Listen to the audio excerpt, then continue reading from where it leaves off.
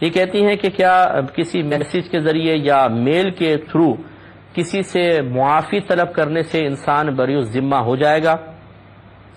دیکھیں، یہ طریقہ کار بالکل غلط اب ہمارے ہاں رواج پا رہا ہے کہ ایک آدمی دوسرے پہ زیادتی کرتا ہے، اور پھر یہ جیسے ایام آ جاتے ہیں، کوئی شب برات کے آ گئے، شب معراج آ گئی، رمضان قریب آ گیا، تو میسج خالی کر دیتے ہیں، جی مجھے معاف کر دیں جتنی میری کوتاہیاں ہوئی ہیں، اللہ تعالیٰ آپ کو جزائے خیر عطا فرمائے۔ بعض دھمکیاں دیتے ہیں، اگر آپ مجھے معاف کر دیں، اگر معاف نہیں کریں گے تو بروز قیامت آپ کی گرفت ہو جائے گی۔ واہ بھائی واہ، مجرم جرم بھی آپ نے کیا ہے، اور پھر اس مظلوم کو بیچارے کو آپ بلیک میل بھی کر رہے ہیں۔ تو یاد رکھیں، یہ معافی مانگنے کا طریقہ نہیں ہے۔ شریعت نے معافی مانگنا رکھا ہی اس لیے ہے کہ جب آپ کسی پر ظلم و زیادتی کر لیتے ہیں تو نفس سرکشی اختیار کرتا ہے، تبھی ایسا ہوتا ہے۔ اب نفس کو ذلت بھی محسوس ہونی چاہیے، اور ذلت اسی وقت محسوس ہوگی جب آپ سامنے آ کر معافی کی کلمات اس کے سامنے کہیں گے۔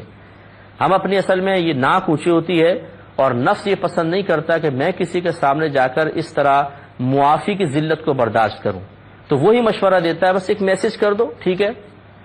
سامنے معافی مانگنا اور میسج پہ معافی مانگنا زمین آسمان کا فرق ہے، میل پر معافی مانگنا زمین آسمان کا فرق ہے۔ ہاں، اگر ایسا ہے آپ باہر کے ملک میں ہیں، وہ دوسرے ملک میں ہیں، جانا ممکن نہیں، ملاقات ممکن نہیں، تو پھر بھی کم از کم کال تو کر سکتے ہیں نا۔ 50 لوگوں کو کال کرتے ہیں تو کال کر کے پھر معافی مانگے، اور اگر کال بھی نہیں ہو سکتی مثال کے طور پہ چلیں، پھر اس قسم کے ذرائع اختیار کر لیں، ورنہ کال ضروری ہونی چاہیے تاکہ آپ اس پہ بولیں، سامنے لائیو اس سے معافی طلب کریں۔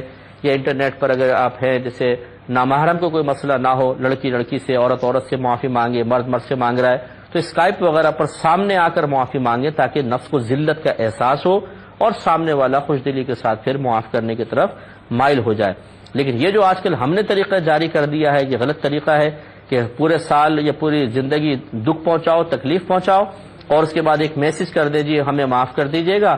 معاف کرنا سنت ہے، اور اللہ تعالیٰ کو جزائے خیر عطا فرمائے۔ سبحان اللہ۔ تو یہ طریقہ کار مناسب نہیں۔